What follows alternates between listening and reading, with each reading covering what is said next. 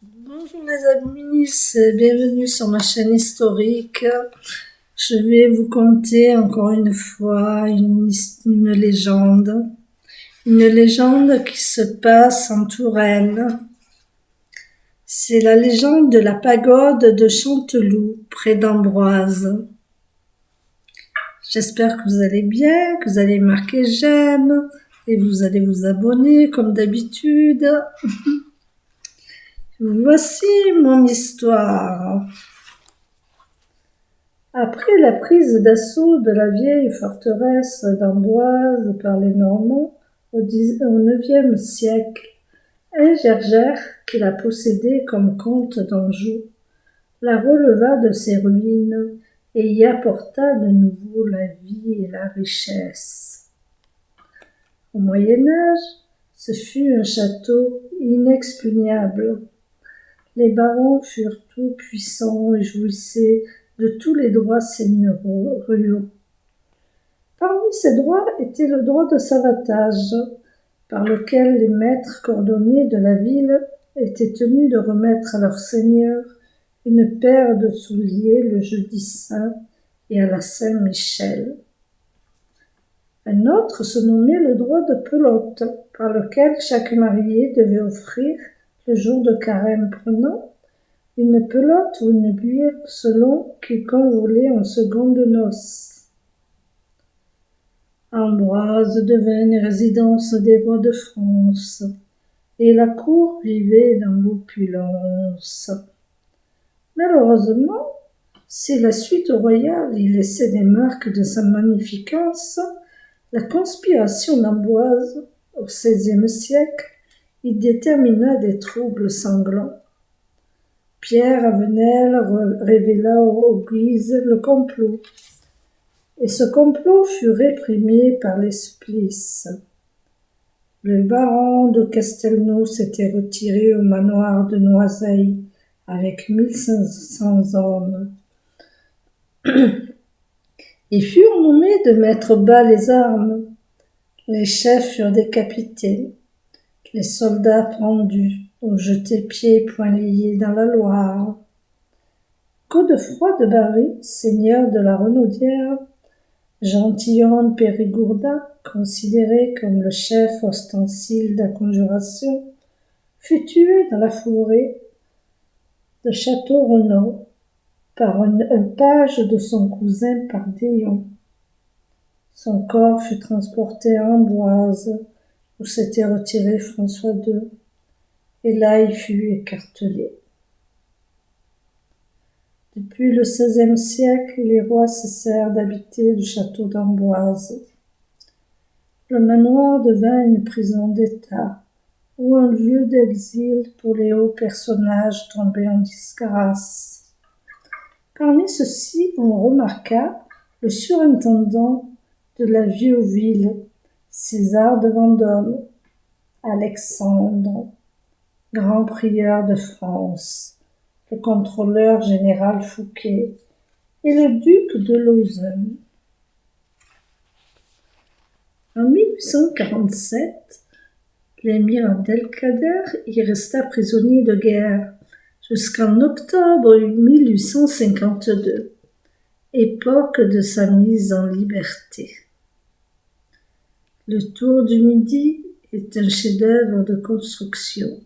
Il y a une rampe dont la pente ménagée à l'écart permet d'y monter à cheval et en voiture, et rappelle le fameux puits de Joseph Salandin au Caire, dans lequel on descend jusqu'au fond par une rampe en spirale.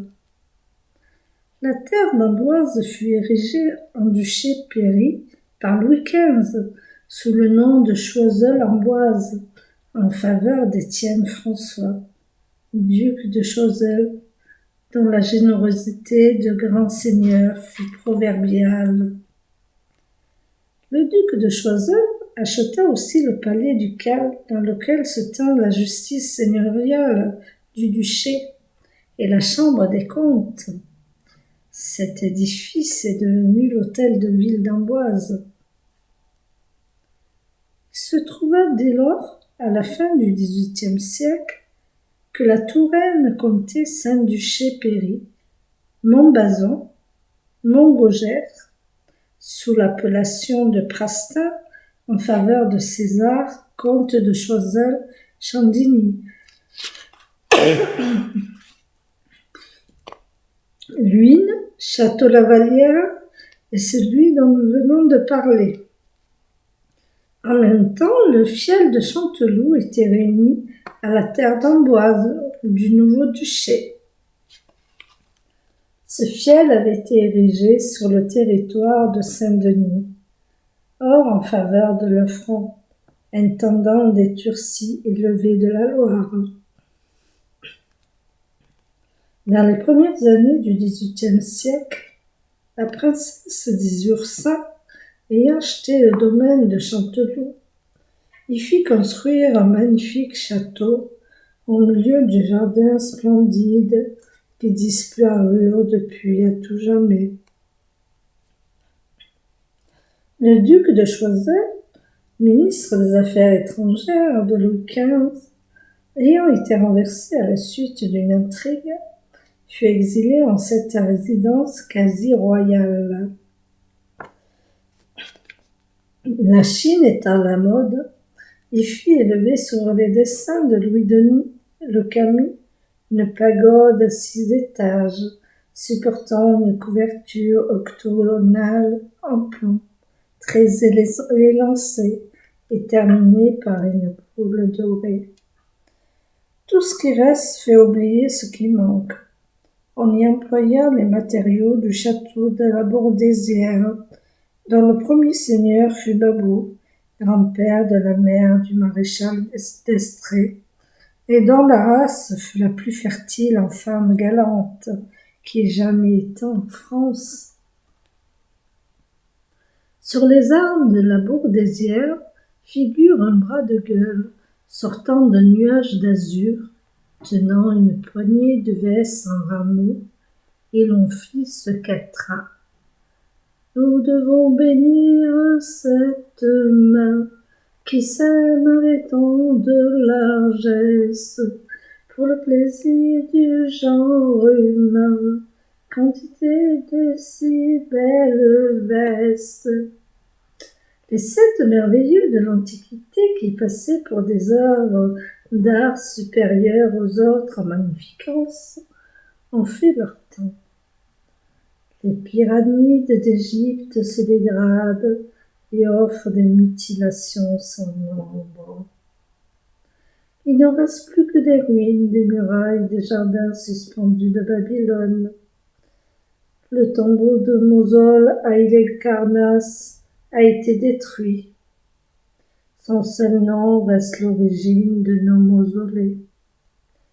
Le temple de Diane à Éphèse fut incendié par un insensé, Érostral, dans la nuit même de la naissance d'Alexandre le Grand, qui devait plus tard se couvrir de gloire. Le colosse de Rhodes, statue d'Apollon en bronze et œuvre de Charès de Lindos, est tombé comme le Jupiter de Phidia à Olympie, comme le phare d'Alexandrie bâti par un Smydien Sostrate. La pagode de Chanteloup-en-Boise aura eu l'honneur de fournir une merveille à l'ère nouvelle. Le duc de Choiseul mourut à Chanteloup le 8 mai 1785. Là, sa dernière pensée a rejoint l'éternité. Il fut inhumé dans le cimetière de Saint-Denis d'Amboise. On y éleva un monument funéraire composé de 4 faces, à table de marbre noir, avec une frise en marbre blanc. De noires pyramides d'où cyprès ombragent le funèbre mausolée, et tout respire en ce lieu le deuil et la désolation. Le temps détruira ce tombeau, mais il conservera ce nom de Choiseul, pour apprendre à la postérité que la réunion du génie et des vertus est la véritable grandeur. Enfin, le château de Chanteloup fut érigé en 1810 en majorat avec le titre de comte, en faveur de Jean Chaptal, conseiller d'État et ministre de l'Intérieur, auquel la ville a élevé un obélisque en souvenir des bienfaits qui se répandent dans le pays. Depuis, les murs sont tombés sous le pic des démolisseurs. Seule la pagode rappelle l'exil triomphal du duc de Choiseul. J'espère que ce cours d'histoire, qu'on est revenu en arrière, que vous avez vu des images, des noms, des monuments, des époques, des dates, que ça a été merveilleux pour vous, comme cela a été pour moi. Sur ce, je vous souhaite de passer une bonne soirée. À bientôt pour une nouvelle légende, ou un nouveau conte, ou une nouvelle histoire.